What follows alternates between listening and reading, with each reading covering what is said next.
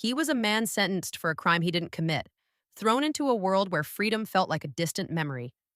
Behind the cold, gray walls surrounded by stone and iron, hope seemed almost forbidden. The prison was a place that crushed spirits, where the strong survived by breaking the weak, and the weak often disappeared into despair. But even in the darkest places, light can find a way in. He met another inmate, a man who had spent decades behind these walls. Calm, wise, and seemingly untouchable, he had learned the rules of survival. He knew how to navigate the harsh realities of life inside: the corruption, the violence, the small victories that kept the soul alive. And he offered friendship, quiet, steady, and unexpected, to the man who refused to let injustice define him. They formed a bond that transcended stone and steel.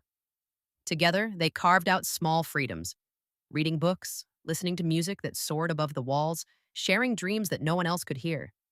The world outside was invisible, yet through their conversations and small acts of rebellion, it remained alive in their hearts. Time moved slowly, and yet it changed everything. The innocence of the new arrival was tested, beaten down, and then hardened by the brutality of those who wielded power behind bars. But the older friend remained a guide, a reminder that patience and perseverance could turn even the bleakest existence into something meaningful. Corruption was everywhere: guards who exploited, warden who manipulated, a system that punished the righteous and rewarded the cruel. He witnessed injustice again and again, but he also learned to fight it quietly, to plan, to endure. And amid the despair, he discovered that freedom isn't always about escaping walls. Sometimes it's about keeping the mind and spirit alive when the world tries to take them away. Years passed. Friendships deepened. Secrets were kept. Small victories became legends within those walls. Books shared, money hidden, music playing over loudspeakers in a moment that made every prisoner stop and listen, even for a few fleeting minutes, as if the world outside had come alive again. But the dream of freedom never left him. He watched, he waited, he worked in silence. Every pipe he dug, every careful step he took, brought him closer to the life he had been denied. And through it all, his friend never judged, only supported, quietly, loyally, like a shadow that never left his side.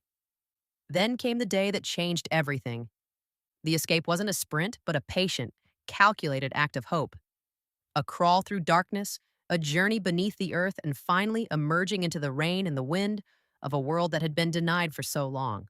Freedom at last, and with it, the overwhelming truth that perseverance, patience, and an unbreakable spirit can overcome even the most impossible circumstances. And even after he left, the story wasn't just about him. It was about the bond that had kept two men alive, about the quiet rebellion of the human spirit, about hope that refuses to die even in the worst of places. His friend, left behind but unbroken, was finally able to follow the trail, to reunite in a place where life could finally be reclaimed, not just endured. This isn't just a tale of prison walls or justice denied. It's about the resilience of the human soul, the friendships that carry us through the dark, and the hope that refuses to be silenced. It's about believing, even when everything tells you to give up, that one day, one moment, one decision can change everything. Because the greatest prisons aren't built from stone, they're built from fear and despair. And the greatest escapes aren't just physical, they're born from courage, patience, and hope that refuses to die.